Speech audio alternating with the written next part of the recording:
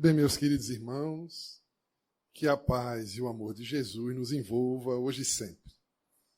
É sempre uma alegria muito grande ter retornar ao Jefa, que é uma casa onde temos muitos amigos queridos. Nossa irmã falou uma coisa que me deixa muito feliz, né? Ainda sermos considerados da casa, porque a gente pensa assim também, que faz parte. Estamos longe, morando em outra cidade, não tão longe, mas estamos em Caruaru, mas sempre que a gente é chamado para alguma tarefa, a gente vem com o maior prazer de poder compartilhar com vocês momentos de alegria e de aprendizado. Bom, e ficamos muito lisonjeados de estar no aniversário. Mais uma vez, felizes mesmo de participar. Parabenizamos a casa. Muitos anos de trabalho, de serviço. O Jefa tem uma característica importante, que do Jefa muitas outras casas surgiram. Inclusive a que eu faço parte hoje. Então, é um polo irradiador de conhecimento, de trabalho, de amizade, que merece a nossa atenção, o nosso cuidado, o nosso carinho. Mas, enfim, eu vou começar a nossa conversa de hoje com uma pergunta um tanto provocativa. E se nós que estamos aqui hoje desencarnássemos hoje? Não estou rogando praga para ninguém, não, viu? Espero que vocês vivam muito. Eu também quero viver bastante. Mas tudo pode acontecer, né? E se desencarnássemos hoje?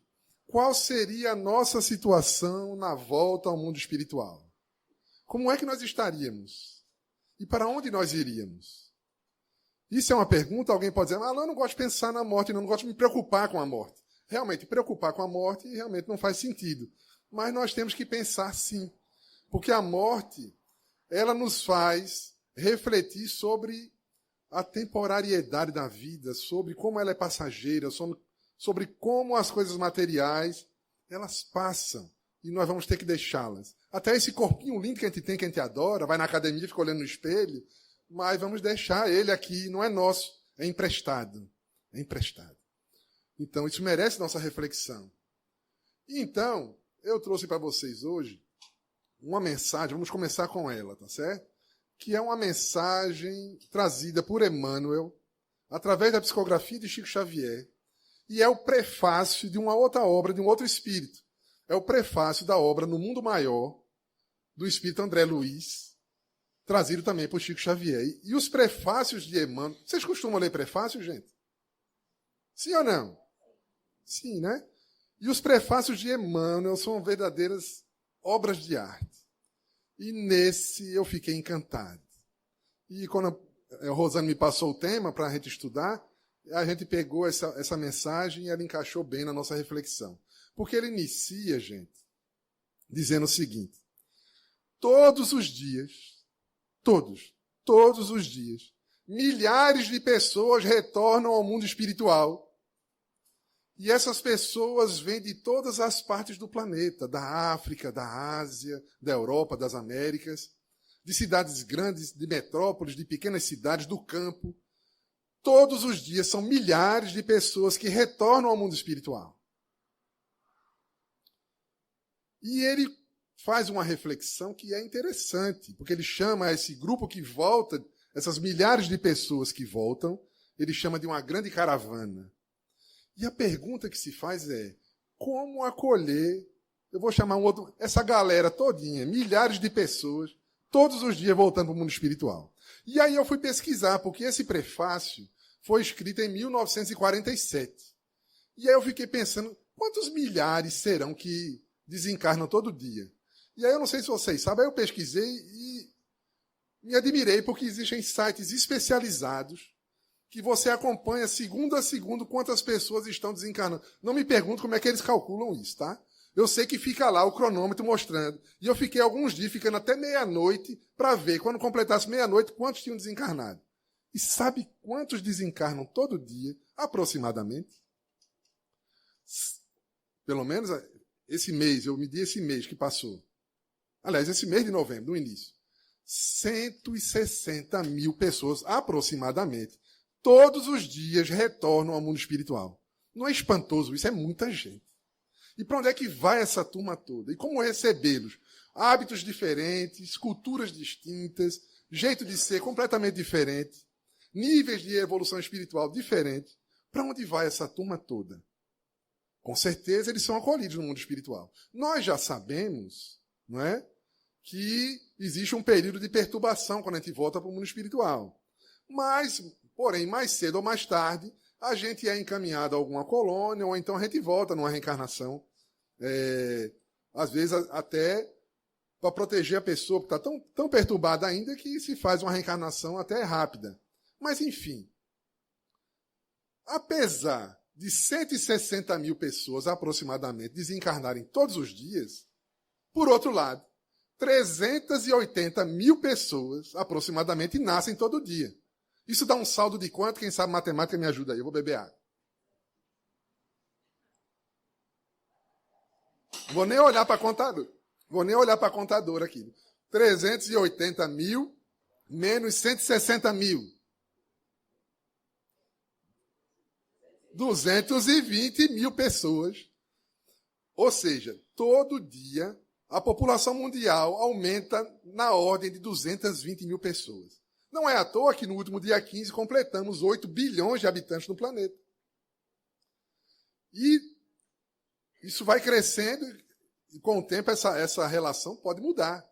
Algumas pessoas que criticam o processo da reencarnação afirmam, opa, peraí, mas se aqueles que morrem vão reencarnar, como é que a população está aumentando? Não era para ficar mais ou menos a mesma? Se é o mesmo povo que está voltando? A pergunta faz sentido? Faz, não faz? Sim ou não? Ah, que preguiça que vocês estão hoje, meu Deus. Que falta de entusiasmo. Sim ou não? Sim. Melhorou bastante. Faz sentido. Mas o próprio Emmanuel e André Luiz também, lá pelos anos 50, eles já nos revelaram que a população do planeta Terra é da ordem de 21 bilhões de habitantes. Então está muito longe ainda da gente chegar a um ponto de equilíbrio, vamos chamar assim, né? Entre os que desencarnam e os que encarnam. Por isso tem margem ainda para ir a população aumentando. Tá certo? E tem um outro detalhe que as pessoas que não são espíritas não sabem. É que, apesar de ser 21 bilhões de habitantes, essa população ela não é fixa. Porque existem as migrações. Há espíritos que vão para outros planetas, há espíritos que vêm de outros planetas em diversas levas, e vem, aumenta, diminui. Então, esse número não é fixo. A gente sabe disso. Né? Então, essa teoria que vem bater, criticar o espiritismo, então, a reencarnação ela cai por terra. Então, nós temos espaço ainda para muito renascimento. Bom, mas Emmanuel, ele traz esse questionamento. Como é que a gente vai alocar essas 160 mil pessoas que voltam todo dia, gente? É todo dia. Como é que vai alocar esse pessoal? Como é que vai avaliar para onde um vai e para onde o outro vai? Vou dar um exemplo aqui. Bel é minha amiga. Certo? Trabalhamos juntos muitos anos, né, Bel? E estudei com ela também. Eu sou novinho. Me dei bem nessa história. Mas é porque ela é mais nova que eu. É porque eu comecei tarde. Mas ela, eu vou fazer uma pergunta para ela. Bel, vamos supor que dessem uma... É só hipotético, tá? Dessem uma função a você no mundo espiritual. Você está lá numa boa... Olha, a partir de hoje você vai decidir quem vai para as colônias boazinhas e quem não vai poder, né? E hipotético. Aí chega eu lá, desencarnei, cheguei eu lá todo animado. Bel, rapaz, quanto tempo? E aí, Bel, você vai me mandar para essa colônia melhor ou tu vai... O que tu acha aí? Tu ia fazer o quê? Para melhor? Tô bem de amigo, não tô?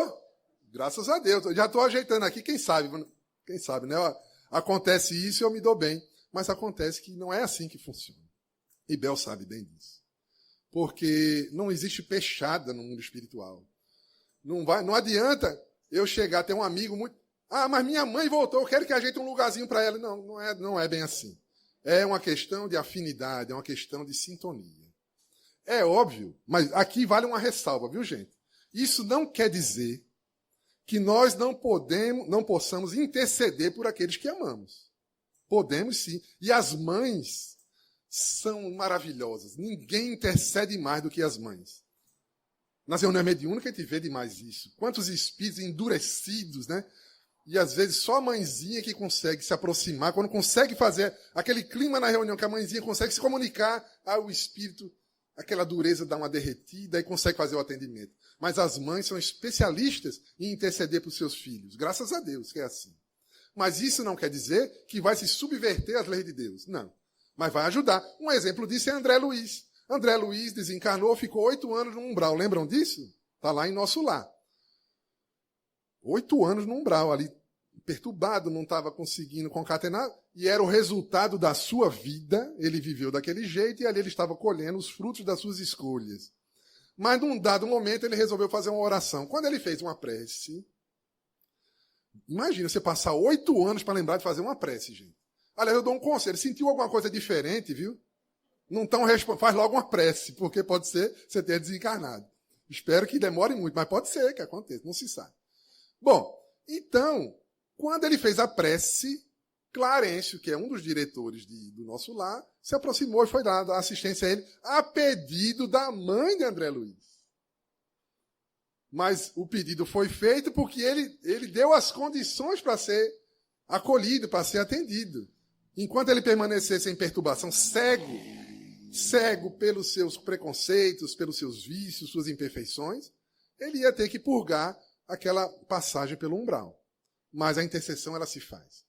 E no final das contas, todos nós somos atendidos, somos acolhidos. Ninguém fica excluído na criação, ninguém. Mas as regiões mais elevadas, como era o caso da própria mãe de André Luiz, porque tem gente que eu queria tanto ir para Nosso Lar, que Nosso Lar é uma maravilha. Mas Nosso Lar, gente, e Emmanuel explica aqui, é bom, mas não é grande coisa não, viu, gente? É muito próximo aqui da gente. E ele explica nesse prefácio dele que André Luiz não poderia fazer narrativa das colônias espirituais mais elevadas, porque não faria sentido para o nosso entendimento ainda. Não seria útil. A gente não compreenderia. E a mãe de André Luiz habitava uma colônia mais elevada, tanto é que um dia, para ela se fazer visível a seu filho, ela precisou fazer uma verdadeira operação perispiritual para poder se fazer visível. Então veja que não é assim. Eu quero que alguém vá para cá, eu quero que alguém vá para cá. Não. Tudo é uma questão de afinidade e sintonia. Nós temos a nossa semelhança de gosto, o nosso nível de vibração, a nossa atmosfera psíquica, porque a gente cria uma atmosfera que é o resultado dos nossos sentimentos, dos nossos pensamentos, de como a gente vibra na vida. Se eu sou uma pessoa que passa muito tempo apenas criticando os outros, apenas olhando o lado ruim, apenas reclamando, eu crio uma atmosfera negativa em meu derredor. E ao desencarnar, isso vai impedir que eu vá para regiões mais elevadas. Ia fazer o que lá? Nem consegue, é uma questão de não alcançar aquela vibração. Não é porque é proibido, não é porque não querem receber, não, é porque não consegue chegar lá. É por aí. Então, a gente precisa pensar nisso para a gente aprender a fazer algumas mudanças em nossas vidas e começarmos a mudar nosso comportamento e a enxergar a nossa vida de uma forma diferente. Porque durante o dia, não sei se vocês concordam com isso, tem dia que a gente acorda, parece um anjo alegre, feliz, bem-humorado, de repente acontece alguma coisa e vira uma fera. Já passaram por isso? A gente oscila muito ao longo do dia. Vocês conhecem alguém que acorda de mau humor? Vocês não, né? Graças a Deus. Porque acordar mal-humorado não é legal. Não é assim, descolado. Não, descolado é você. Tem jovem que acha que é descolado acordar de mau humor. Não é, é chato. É chato mesmo. Mas a gente que convive com essas pessoas, já estou me excluindo. E esse defeito eu não tenho. Eu sempre me acordo bem-humorado. Isso aí eu tenho essa vantagem. Mas tem alguns parentes que acordam bem mal-humorados. E aí a gente tem que conviver. E aí é o momento da gente fazer certos exercícios. Enxergar o outro de uma maneira diferente. Nessa lei de sintonia que a gente coloca aqui, a gente não pode deixar de observar que, Emmanuel fala sobre isso, que desses 160 mil, mais ou menos, que voltam todo dia, a grande parte, a grande maioria, não faz o trabalho de iluminação, de aperfeiçoamento, e retorna para o mundo espiritual, na condição de homens incompletos. Homens e mulheres, tá, gente? E o que seria isso? Homens e mulheres incompletos. Porque o modelo de homem completo é Jesus. Nós já sabemos disso. Para nós espíritas, nós já sabemos que Jesus é o nosso modelo e o nosso guia. E esse modelo não é que a gente tem que imitar ele para ser feita uma paródia, alguma coisa desse. Não. Ele é um modelo que serve de inspiração para nós fazermos do nosso jeito, mas inspirados nele. E um exemplo que eu gosto muito de dar é aquele da mulher adúltera, né? Que ele diz, aquele que tiver sem pecado, atire a primeira pedra. Autoridade moral, o pessoal vai se afastando. A gente, se falar essa mesma frase, não vai adiantar. É arriscar até de levar umas pedradas. Mas a gente pode fazer uma coisa, a gente pode, inspirado na lição que ele trouxe, a gente julgar menos, a gente compreender mais as pessoas que erram, que era o caso da mulher adúltera. Vai se tornar uma pessoa mais compreensiva. É esse o trabalho que a gente tem que fazer. É aí que o modelo serve para nós. Nós não somos o guia, nós somos aprendizes e temos que seguir o modelo que está ali posto para a gente. Não é à toa que João, o evangelista, que por sinal depois reencarna como Francisco de Assis, segundo algumas revelações, ele, no Evangelho segundo o Espiritismo, ele diz, na mensagem que trata do deixar vir as minhas criancinhas, ao se referir a Jesus, ele diz, Jesus é a flama que espantou as trevas. É o clarim matinal que anuncia a alvorada. Veja que... E o João, no seu evangelho, enquanto estava aqui, a gente pega lá no capítulo 8, ele apresenta Jesus como a luz do mundo. E aí, tudo isso merece nossa reflexão. Porque quando retornarmos ao mundo espiritual, nós somos todos iguais. Porque na questão 803 do Livro dos Espíritos, ao tratar da igualdade natural, os Espíritos dizem a Kardec que somos todos iguais perante Deus. E eles vão além, dizendo o seguinte, que todos nós estamos submetidos às mesmas leis e todos nós chegaremos à perfeição. Porém, nós não somos iguaizinhos no sentido mais restrito. Nós somos únicos, nós somos singulares. E mesmo quando chegarmos todos à perfeição, a nossa individualidade será própria. É o resultado da nossa construção ao longo de inúmeras encarnações, do desenvolvimento das nossas faculdades. Não é à toa que os antigos chamam o espírito, né, falam a consciência, mas o eterno peregrino, porque o espírito ele peregrina por toda a eternidade, se aperfeiçoando, aprendendo cada vez mais. Mas nunca deixa de ter a sua individualidade. Nunca se torna uma gota no meio de um oceano, não. Permanece com sua individualidade, com seu jeito, com suas particularidades, suas peculiaridades. É lógico que quando a gente fala de espíritos puríssimos, a gente não tem nem ideia do que acontece na vida desses espíritos. Mas a gente compreende que nós mantemos a nossa individualidade. Só que, no estágio evolutivo que nós estamos, ao desencarnarmos, nós estamos na Terra no mesmo barco, mas a gente tem diferenças de elevação espiritual conforme a vida que levamos. E acontece, e diz Emmanuel nessa mensagem, que muitos de nós, apesar de não termos feito muita coisa para nos iluminarmos, a gente chega no mundo espiritual exigindo, a palavra é essa, as vantagens de um céu que não fizemos nada por merecer. É muito comum. Em reunião mediúnica já vi muito isso. É padre, é pastor, é participante e espírita também. Trabalhadores e... O que adianta ser palestrante apenas, ou um dirigente, ou um médium, não é suficiente para garantir que a gente tenha acesso às regiões espirituais mais elevadas. Há outra coisa que permite isso, esse acesso. Não é o rótulo religioso, de forma alguma. Mas não é raro a gente retornar. Peraí, mas eu não fazia palestra lá no Jefa? Me convidava para um aniversário fazer uma palestra lá? Eu não mereço ir para um lugar muito bom? Não é assim. Mas, infelizmente, a gente ainda tem muitos casos desse tipo. E aí surge revolta, o espírito não quer, se chateia porque esperava outra coisa. E aí tem todo um trabalho que às vezes a gente dá aos guias espirituais para que a gente se tranquilize e se planeje uma nova encarnação para poder se aperfeiçoar. E aí, gente, surge a questão. Será que nós hoje, a gente não sabe se vai desencarnar hoje, mas será que nós já podemos dizer, como o cego de nascença, que está lá no Evangelho de João, capítulo 9, será que podemos dizer como ele, eu era cego, e agora vejo? Será que nossa visão já se ampliou a ponto de eu poder dizer isso? Essa passagem ela é muito significativa, porque Jesus encontra aquele aquele cego de nascença. Não sei se você lembra dessa passagem. Então Jesus cospe no chão. Olha que interessante. Vocês já imaginaram Jesus cuspindo no chão? Ele cospe no chão. Se ajoelha, faz uma laminha com a terra e com a saliva, passa nos olhos do cego de nascença. Ele volta a enxergar, não é, gente? Não. Volta não. Eu preparei isso para pegar vocês. Uma pegadinha. Imediatamente não, porque Jesus diz: vá ao tanque de Siloé e se lave nas águas. E João coloca no evangelho que esse tanque de Siloé é o tanque do enviado. Ele faz essa observação. E aí, gente, aí ele vai, o cego, para o tanque de Siloé, se lava nas águas e volta a enxergar.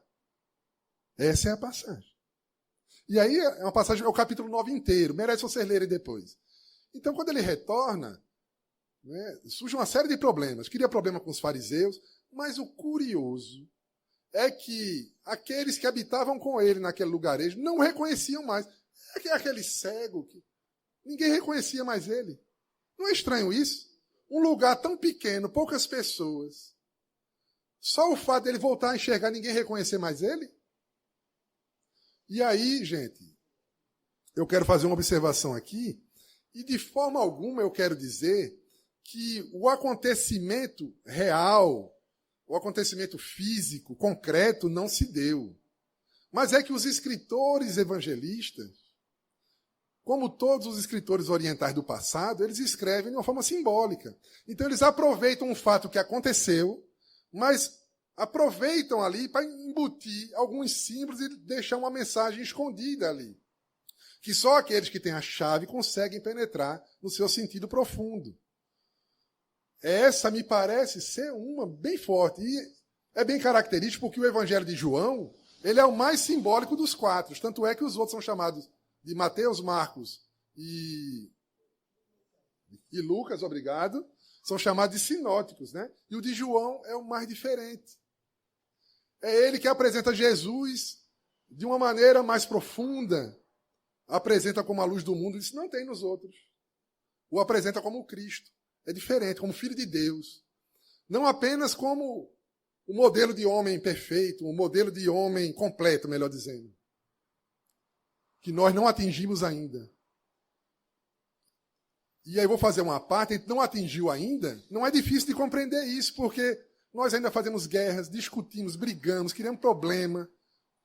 Vocês sabiam, eu descobri isso esses dias, que existiu na Terra zoológicos humanos. Vocês sabiam disso? Que alguns de nós pegávamos outros seres humanos, colocavam em jaulas, em lugares, em zoológicos, para fazer a apresentação. Na época de Kardec, tinha assim na Europa. Sabe quando foi extinto o último zoológico humano?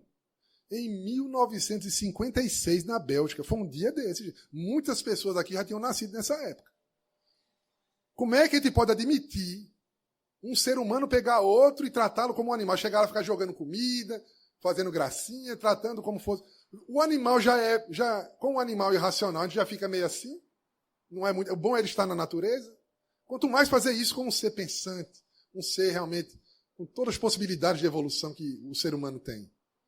O que mostra que nós ainda não somos homens e mulheres completos porque ainda não nos amamos. O mínimo possível para sermos chamados como humanidade, é lógico que há as exceções, mas como grupo, sermos chamados de um grupo de homens de bem. Estamos longe disso ainda. Mas voltando para a nossa história, ou melhor, para a passagem evangélica, Allan Kardec estuda essa passagem no livro A Gênese. E lá ele diz o seguinte, que a cura é perfeitamente possível. Mas ele faz uma advertência. Ele diz o seguinte, o processo de cura, de forma alguma, está naquele barro, naquela saliva, naquele barro.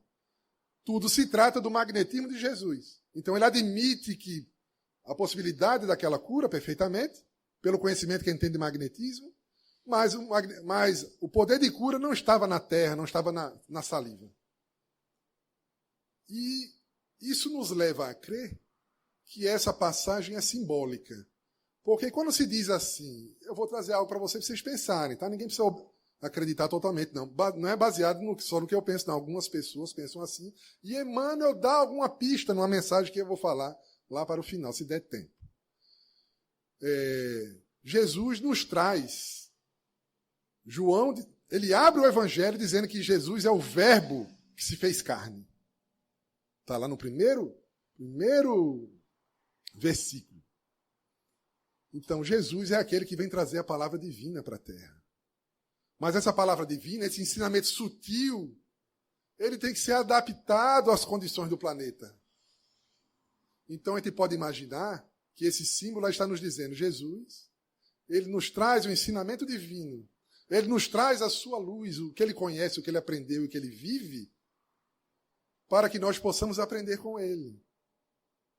Daí o símbolo da saliva, né, com a terra. É a mensagem que vem adaptada.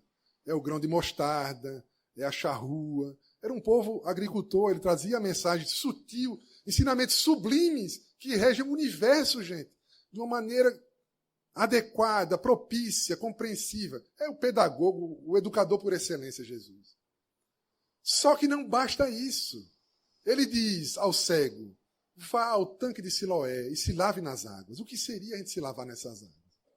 Senão o exercício da vivência dos ensinamentos que nos foram dados. Será que nós estamos nos lavando nas águas do tanque de Siloé? O tanque de Siloé existe, ou existiu, é um lugar que existiu. Mas o símbolo aproveita para falar de uma coisa maior. Na obra A Vida Escreve, o espírito Hilário Silva conta um fato, uma história que se chama A Visão de Eurípides. Também foi psicografado por Chico Xavier. E Eurípides todos conhecem, né? Um dos maiores trabalhadores que já vieram à Terra, um trabalhador espírita, e provavelmente ele foi o precursor que preparou lá Minas Gerais para receber o trabalho de Chico e o espiritismo no Brasil. Não tenho dúvida com relação a isso. Um espírito de alta envergadura. E conta Hilário Silva que um dia estava Eurípides em sua casa, então ele entra num estado diferente, é um estado de transe. A narrativa nos dá a entender que ele entrou num estado de êxtase, porque ele começa a subir, é assim que ele subir. Isso é tipo de quem está alcançando as faixas vibratórias cada vez mais altas. Né? Não é todo mundo que consegue isso. Mas aí ele foi subindo, chegando em regiões. Então ele parou num lugar lindo, belíssimo, em um gramado, um perfume, um lugar paradisíaco, lindo. E ele começa a andar por ali, de repente ele vê um homem adiante e ele vai se aproximando. Quando ele chega perto, ele percebe que é Jesus. Então ele estanca, baixa a cabeça e fica envergonhado, Eurípides.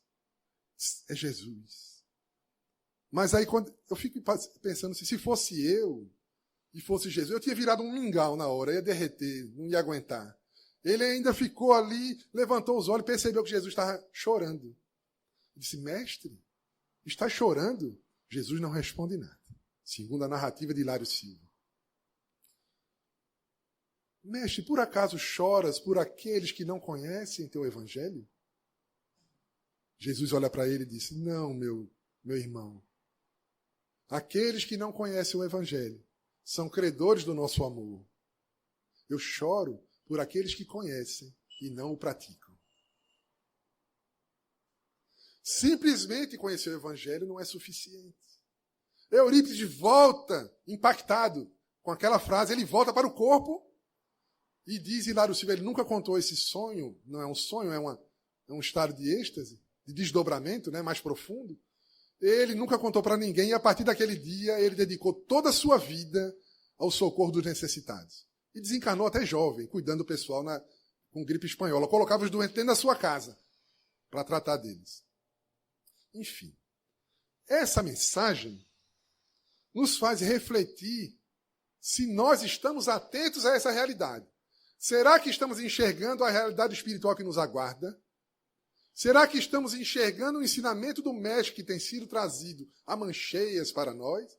E será que a nossa vida tem sido em conformidade com isso que estamos aprendendo? Porque quando fazemos isso, quando a gente vai colocando em prática, não é virar santo, viu, gente? Não é se transformar num anjo da noite para o dia. mas é aquele esforço diário que Allan Kardec nos dizia. O verdadeiro espírito é aquele que se esforça por domar suas más inclinações, que tenta ser hoje melhor do que foi ontem e amanhã melhor do que é hoje. E parafraseando as frases do grande poeta libanês, Gibran Khalil Gibran, ele diz o seguinte, que a aurora não nos encontre da mesma forma que o poente nos deixou. Vê que coisa linda. Né?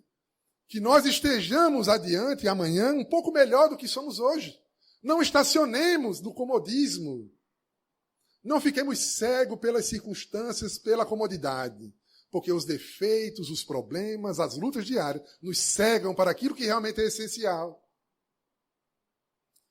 Não é raro.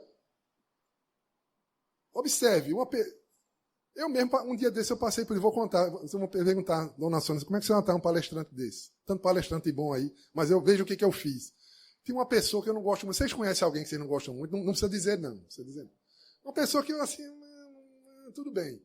E aí ele me mandou uma mensagem pelas redes sociais, né? E aí eu comecei a ler a mensagem, liga para aí. Tá. Parece até que sabe das coisas, mandando uma mensagem espiritual aí para mim, não sabe nem escrever direito. Eu pensando, né? Quando eu vou até o fim, a mensagem era de Emmanuel. Ele mandou, não era dele. Mas, vejam como a má vontade em relação a alguém nos cega. A gente não enxerga as possibilidades, a gente não enxerga direito o essencial. Porque estamos cegos. É pelo ciúme. Imagina, gente, o que seria se eu, casado, estivesse desempregado. Imagine vocês, tanto o homem como a mulher. Mas vamos pegar o exemplo do homem. Você está desempregado, você é casado, passando necessidade. Um amigo lhe oferece um bom emprego. Você aceita, fica feliz, começa a prosperar, está tudo indo bem. Um dia você volta de viagem, chega em casa, está esse seu amigo deitado com sua esposa no quarto. O que você faz? O conhecimento, veja, nós aprendemos que somos todos filhos de Deus, somos todos irmãos, estamos todos num processo de aperfeiçoamento, chegaremos todos à perfeição, sem exceção. Mas como é que a gente enxerga ele num momento como esse? O que a gente vai fazer? Matar os dois? Olha só as opções. Mata os dois, mata só um, mata a mulher, mata ele só, filma para botar no Instagram, vai chantagear, deixa como tá, deixa quieto, porque afinal estou com um emprego bom. São muitas possibilidades, né? Mas qual seria a atitude de um cristão numa situação como essa? Porque o cristão vai ter que agir de uma maneira que não humilhe ninguém, que não perca a sua dignidade, que faça de uma maneira que não prejudique a ninguém. Não é fácil, porque quando o ciúme vem, a gente fica cego, não pensa em mais nada, e dando a fazer besteira. Vou deixar para vocês um exercício, dê uma lidinha no livro Ave Cristo, porque essa situação que eu contei é exatamente o que passa no nosso irmão Quinto Varro. E vocês vão ver o que ele fez. Ali eu não quero dizer que a gente vai conseguir fazer a mesma coisa que ele, mas nós poderíamos fazer alguma coisa menor que não fosse indigna. A gente pode. Mas para isso a gente tem que começar a exercitar. E exercitar nas pequenas coisas. Porque quando vem os momentos de crise, se eu não pratiquei nas coisas pequenininhas, quando chegar o momento da crise, e ela vem, sempre vem um momento de crise em nossas vidas, momentos de decisões difíceis, se a gente não estiver preparado ao longo do tempo em pequenas coisas, a gente sucumbe. A gente fica cego e dando a fazer besteira. Não é? Então, será que nós estamos enxergando bem? Será que estamos enxergando aquilo que realmente é importante? Quando nós enxergamos esse quadro de que somos espíritos imortais encarnados aqui para nos desenvolvermos e começamos a viver, não é que a gente vai abandonar o mundo, mas começamos a viver sob essa ótica, é os pés no chão e os olhos para cima. Né? Vivendo na terra, mas com a ideia alicerçada em nós de que somos espíritos eternos, espíritos imortais, e temos coisas muito mais importantes do que simplesmente os problemas, ganhar dinheiro, ganhar destaque. Porque a gente vive um problema. Vê se não é. Um dia desse eu ouvi na televisão, achei tão interessante, porque o repórter falou assim, veja o que são as redes sociais. Facebook, o que significa Facebook? Olha quantos amigos eu tenho. Instagram, olha como eu sou feliz. Twitter, olha como eu tenho opinião. E aí ele botava também o OnlyFans, olha como eu sou gostoso. Né? Mas o que chama a atenção disso aí é como nós estamos centrados em nós. preocupados em mostrar para os outros alguma coisa para que os outros nos aplaudam e nos admirem. Será que isso é o essencial para a vida? E, às vezes, desperdiçamos a nossa existência preocupados apenas com isso, em ganhar dinheiro, em ter destaque, em ser o melhor trabalhador, a ponto de alguém ir para o trabalho, tão preocupado em se destacar, estaciona seu carro, vai e trabalha, no fim do dia volta e percebe que esqueceu os filhos ali, dentro do carro. Que cegueira é essa que nos impede de enxergar o que é realmente importante? Temos que... Veja, estou falando isso não para desanimar ninguém, mas deve ficar alerta. Não é? Para enxergar o essencial. Sabe por quê? Porque quando a gente começa a enxergar o essencial, a gente vai no tanque de Siloé, que é a vida, né? A gente começa a praticar aquilo ali, e ali a gente vai amadurecendo e começa a enxergar melhor, e ao enxergar melhor a gente vê outras oportunidades de crescimento, e assim é um círculo virtuoso. Nossa vida vai melhorando, nossa vibração vai progredindo, vai crescendo. Pegando aqui a raposa, no diálogo da raposa com o Pequeno Príncipe, quem leu o Pequeno Príncipe aqui? Então vocês devem se lembrar, né? Ela diz para ele, o essencial é invisível aos olhos. Mas por que ela dizia isso? Ela meio que se gabava. Porque ela dizia que conseguia enxergar as coisas com o coração. É muito profundo isso, gente. Porque o coração simboliza os bons sentimentos, né? E Emmanuel e Aulus, Emmanuel no livro Pensamento e Vida, e Aulus no livro Instruções Psicofônicas, eles nos dizem que o sentimento é que antecede a ideia. O sentimento antecede a ideia. Primeiro a gente sente para depois pensar, para ter as ideias. E o sentimento é que dá cor, brilho, perfume e sabor às nossas ideias, aos nossos pensamentos. Então, quando eu começo a olhar para a vida com bons sentimentos, tudo se transforma ao meu redor. Ainda que nem todo mundo compreenda. Mas esse caminho é bastante seguro para que a gente se torne uma pessoa mais equilibrada. E que sabe enfrentar os problemas da vida com mais destemor, com mais tranquilidade. Que não se desespera. A gente vê pessoas desesperar por coisas tão pequenas.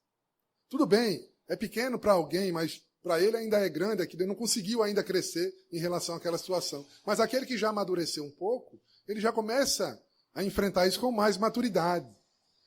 E a gente tem que exercitar no dia a dia, é isso que simboliza a gente se lavar nas águas do tanque de Siloé. Temos que aprender a olhar para o que é essencial no nosso dia a dia e viver em função disso, do que realmente é importante. E não apenas concentrar no que é passageiro. Se eu for concentrar minha vida no que vai acabar, é certo que eu vou ficar infeliz. Eu tenho que me concentrar, eu tenho que valorizar, dar mais valor àquilo que é permanente, que são as conquistas do espírito. Há umas 2 semanas atrás, meu neto veio com minha esposa, tá aí, meu neto mais velho, e ele tem vai fazer 7 anos. E eu levo ele para o treino de basquete. É uma coisa linda, aquele menininho, 6, 7, é misto. 6, 7 anos jogando basquete é uma beleza. E um dia desse eu estava lá e o professor teve uma ideia. Ele faz muita brincadeira com ele. Vocês conhecem aquela brincadeira do pique-bandeira?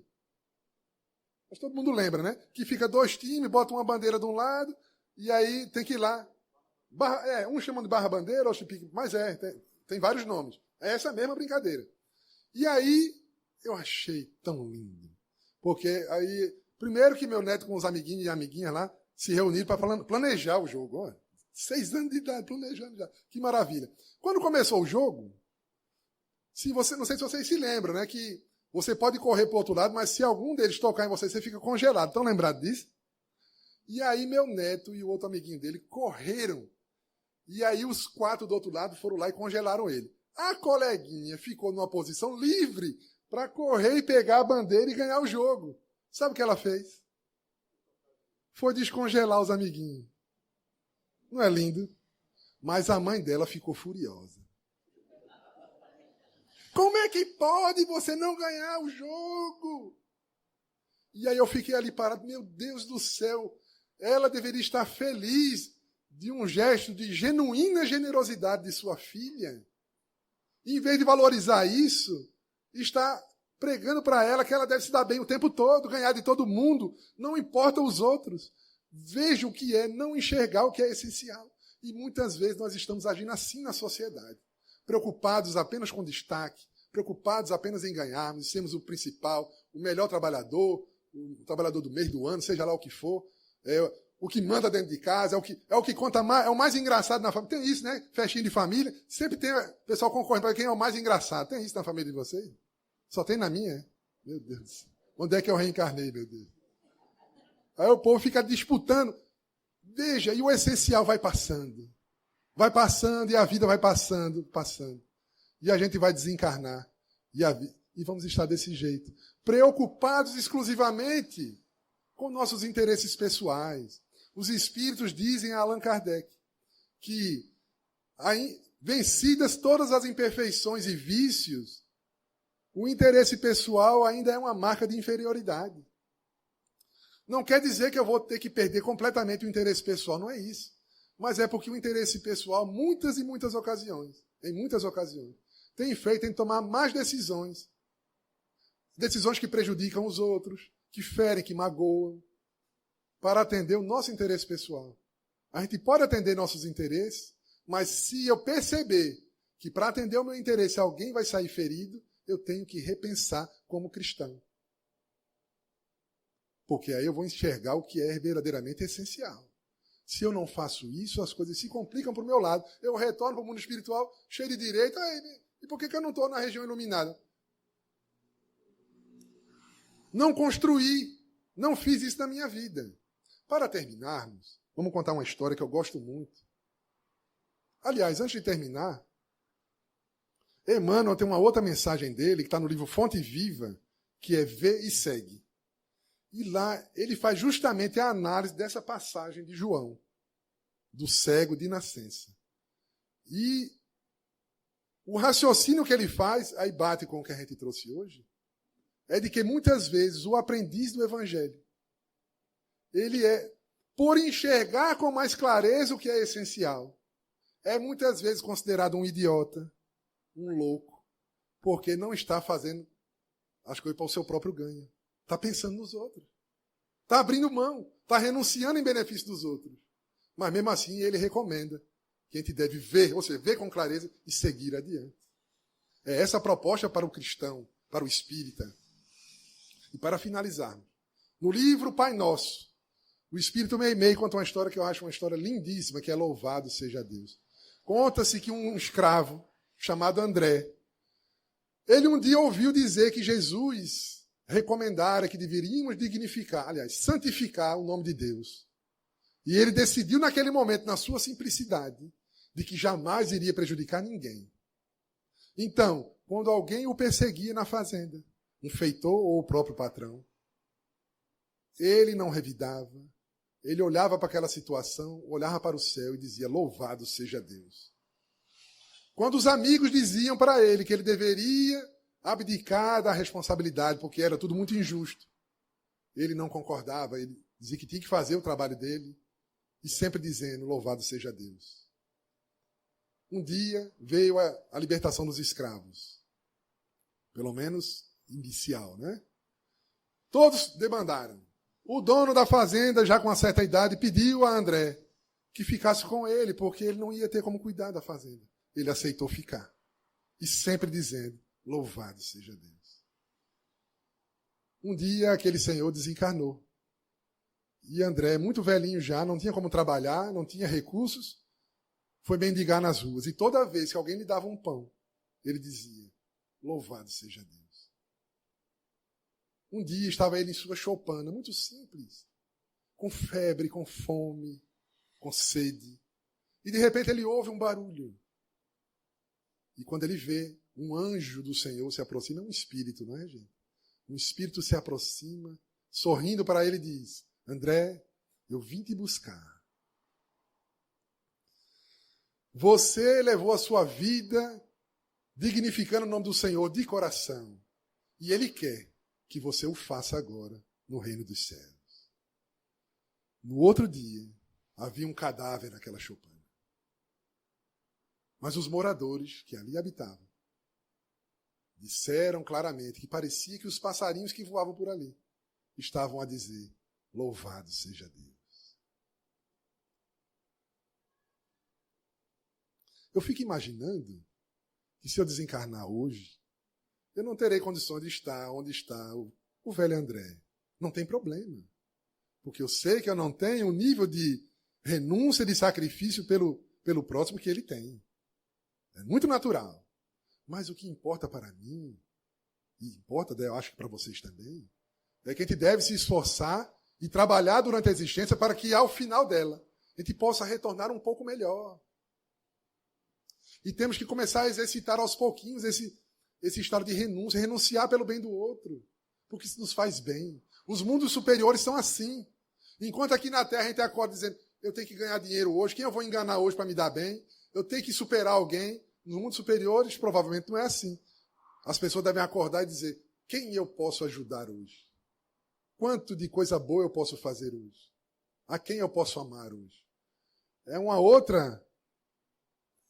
outro momento que nós temos de nos preparar para chegar lá um dia. Hoje não dá ainda. Mas a gente pode se esforçar para fazer sem ser por medo, sem ser por obrigação, mas devagarinho, tentando exercitar nas pequenas coisas, na nossa família, no nosso convívio com as pessoas que estão ao nosso redor, essas pequenas renúncias. E olhando para aquilo que é realmente essencial, que é a vida imortal do Espírito. Meus queridos, olha, foi um prazer estar com vocês.